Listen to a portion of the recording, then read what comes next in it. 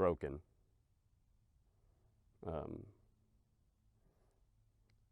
It seems that the core services that we are supposed to be receiving as taxpayers aren't functioning at the level that I remember them having grown up here my whole life,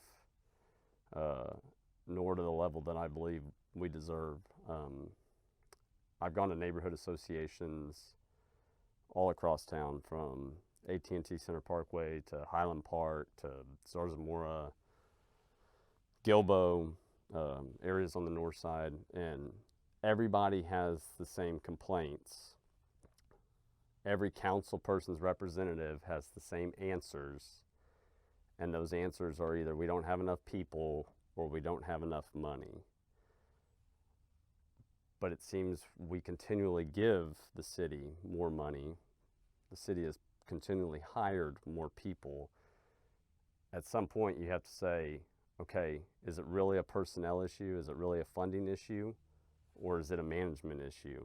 And that is one of the main things that, should I be elected, I want to hone in on, is how well are the departments that offer these services or provide these services, what is the process? How well are they being managed? Are they being managed cost effectively? Are they optimizing their processes? Why are things continually getting worse?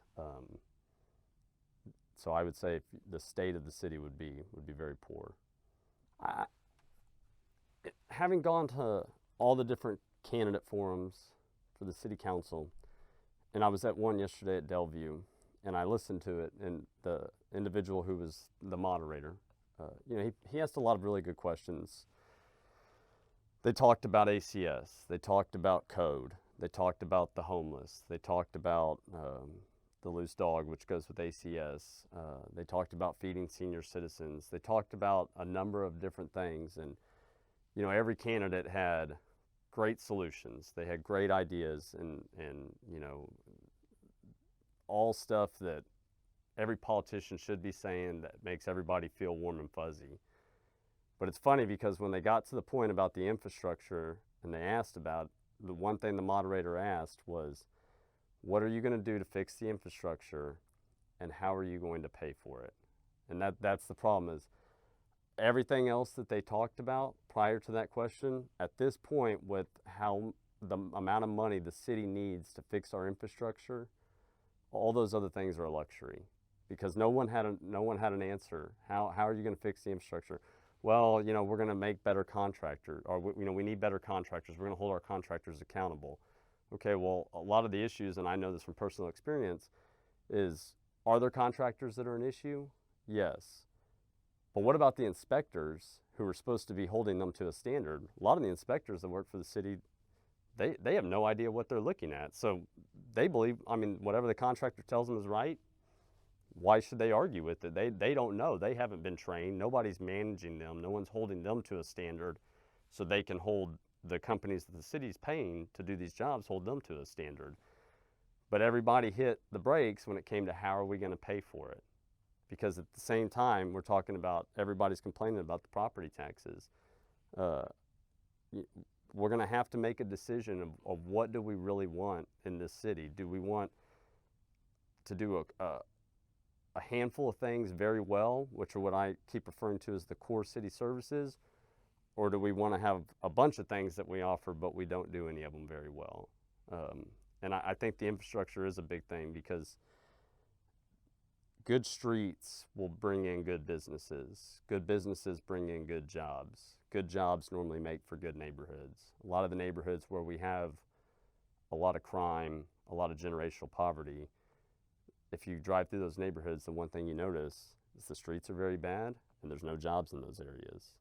So unless we start bringing jobs into those areas, and jobs that are a fit for the people who live here, then we're never going to progress out of it. The crime is only going to get worse. The generational poverty is just going to continue. So I think it's something very serious that we need to look at reality and say, how much, I've heard estimates of $5 to $6 billion is what San Antonio needs just to get all of our infrastructure up to par. We can't continue passing bond packages that are $1.2 billion, but only $100 million of it's for actual streets and roads. a lot, the other 1.1 billion is for all these other programs that at this point I feel are luxuries. And that's one thing that I want to do, should I be elected, is somebody needs to stand there for the regular person, for the regular taxpayer, for the regular resident. And when these bond committees meet, when these processes go through, somebody needs to say, no, that's not needed right now. And again, it's up to the voter. You know, they can vote the package in or not, but at least somebody needs to be telling them from City Hall, this is what you're being presented with, and this is what you're not going to get out of it. Where right now I don't feel like we have that. Like code compliance, you know, a lot of the issues when I go to these neighborhoods, you know, obviously there was that gentleman that got killed on the west side by that dog. You know, there had been 60 plus reports made on that dog. I believe at one point Animal Control Services had actually taken custody of that dog. And they got it back somehow? I'm sorry? They got the dog back somehow? Well, and so my understanding is there's a 10-day quarantine period where Animal Control Services takes custody of the animal. They're supposedly supposed to monitor it, see if it shows any aggressive tendencies or anything of that nature. If it does, then the proceedings, you know, there is an issue right now that at the state level, the state of Texas says that a dog is your property. So the city can't just come and take your property. I mean, there's procedural issues right now with how ACS can deal with some of these deals or some of these instances. But, you know, one of the issues is when you talk to people within ACS, you know, and you hear the director of ACS, it kind of goes back, well, we just need more money. We need this, you know, we need more personnel.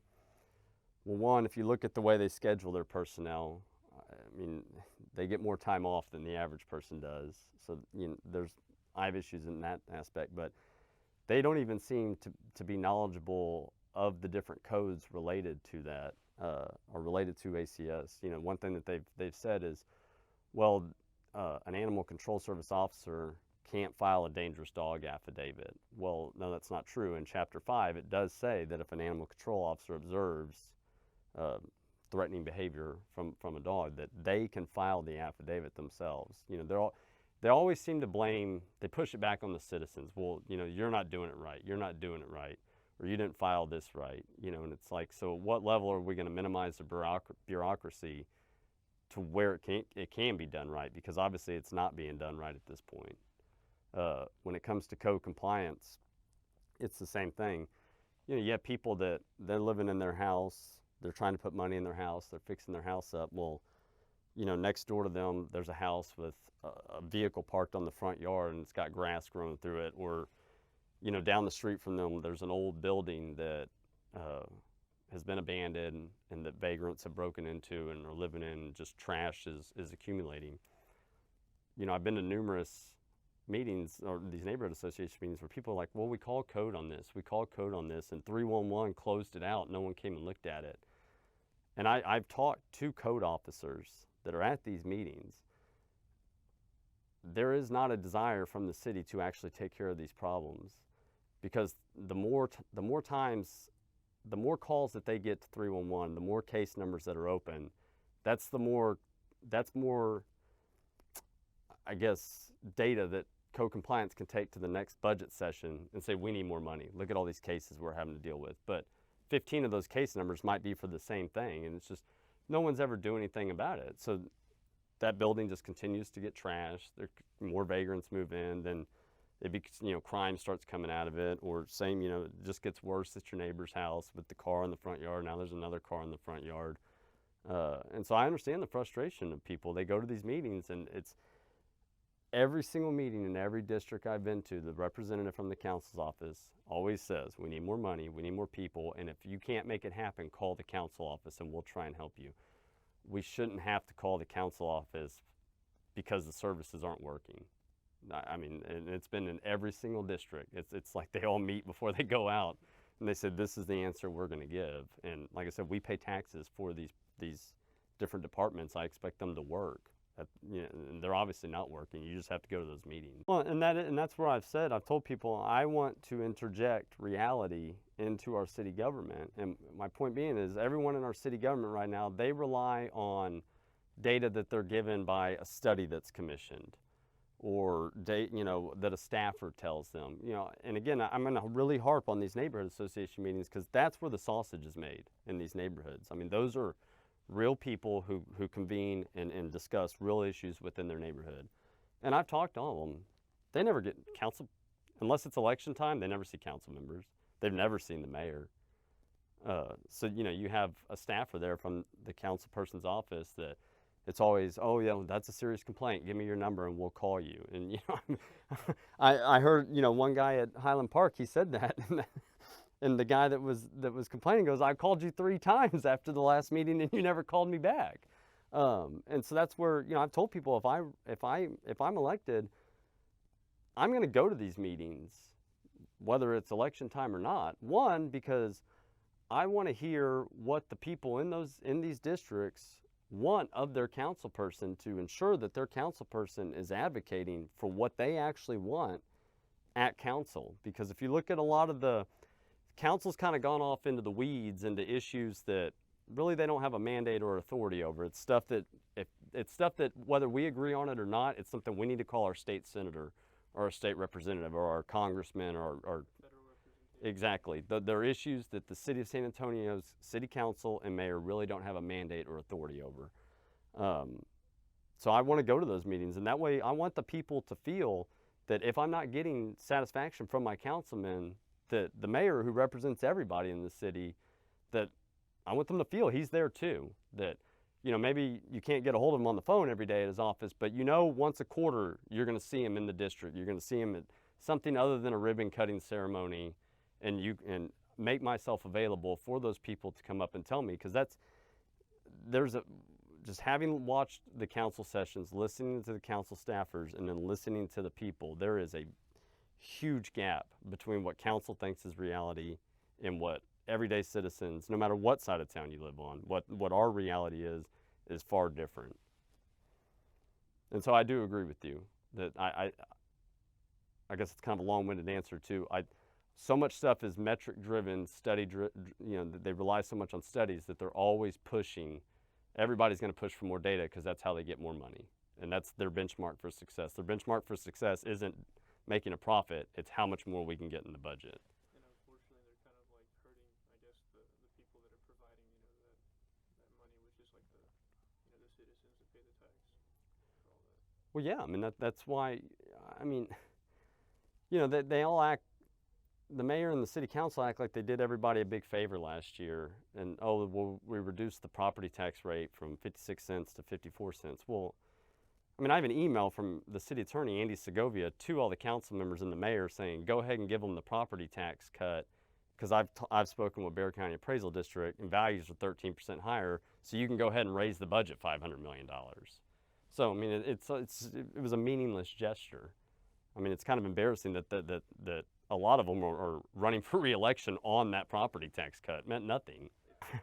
I truly do think that a majority of them think that we're dumb.